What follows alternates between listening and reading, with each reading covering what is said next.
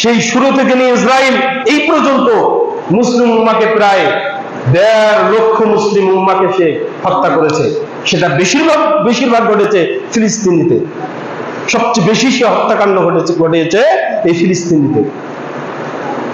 সম্মানিত উপস্থিতি, কিন্তু এই রাফিজি শিয়ারা ইরান, এরা ইয়ামানে প্রায় 15 লক্ষ মুসলিমকে হত্যা করেছে কাফের ফতোয়া দিয়ে। 15 লক্ষ মুসলিমকে হত্যা করেছে এই শিয়া। তাহলে ইহুদি বেশি খারাপ না শিয়া বেশি খারাপ? হ্যাঁ,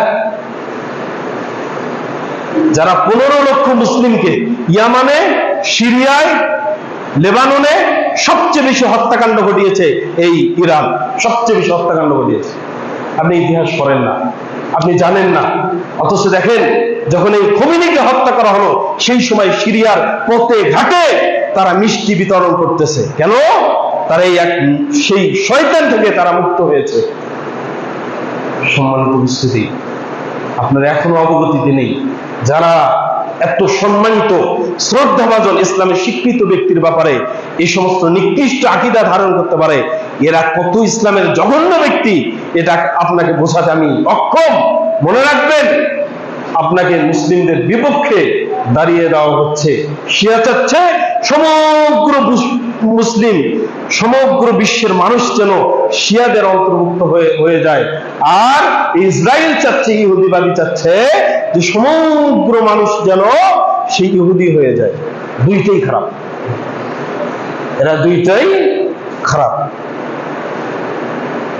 কোন সেই ইরানে সুন্নি মুসলিমের মসজিদ পর্যন্ত নেই। ওদের সালাত আলাদা, ওদের জানাজার সালাত আলাদা, সবকিছু আলাদা, এ টু জেড ওদের সবকিছু আলাদা। আপনি দেখেন, এটা সার্চ করে দেখেন, আপনার সালাতের সাথে ওদের সালাত মিশবে না, আপনার জানাজার সাথে ওদের জানাজা মিলবে না, আপনার চলাফেরার সাথে তাদের চলাফেরা মিলবে না, আপনার আকীদার সাথে তাদের আকীদা মিলবে না। যদি প্রকাশিত হয় যে অমুক জায়গায় একটা সুন্নি পরিবার আছে যে মুহাম্মদ রাসূলুল্লাহ সাল্লাল্লাহু আলাইহি সাল্লামের উপর সে বিশ্বাস করে, রাসূল হিসেবে স্বীকৃতি দেয়, ওমর ইবনে খাত্তাব, আবু বকর, এই সমস্ত সাহাবায়ে কেরামের উপরে যারা বিশ্বাস করে, যদি এইরকম পরিচয় তাদের ঘটে যায়, পরের দিনে ওদের অস্তিত্ব খুঁজে পাওয়া যাবে না। এর নাম শিয়া, এর নাম ইরান। ওখানে প্রায় শত ওখানে ইহুদিদের গির্জা রয়েছে, কিন্তু একটা সুন্নিদের মসজিদ নেই, এরকম মসজিদ নেই একটা। আপনি কি মনে করেন শিয়া খুব ভালো? আলী রাদিয়াল্লাহু তাআলা আনহুর সময় তিনি নিজেই এদেরকে আগুনে জ্বালিয়ে দিয়েছেন।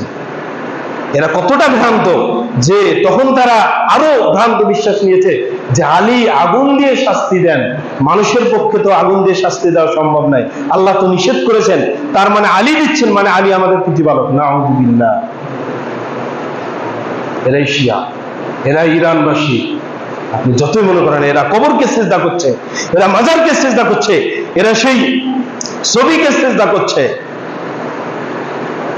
সম্মানিত উপস্থিতি, কাজেই এই সমস্ত শিয়া রাফিজি থেকে আমাদেরকে মুক্ত থাকতে হবে। আল্লাহ সুবহানাহু ওয়া তাআলা আমাদেরকে হেফাজত করুক। সকলে বলি আল্লাহুম্মা আমিন। শুরু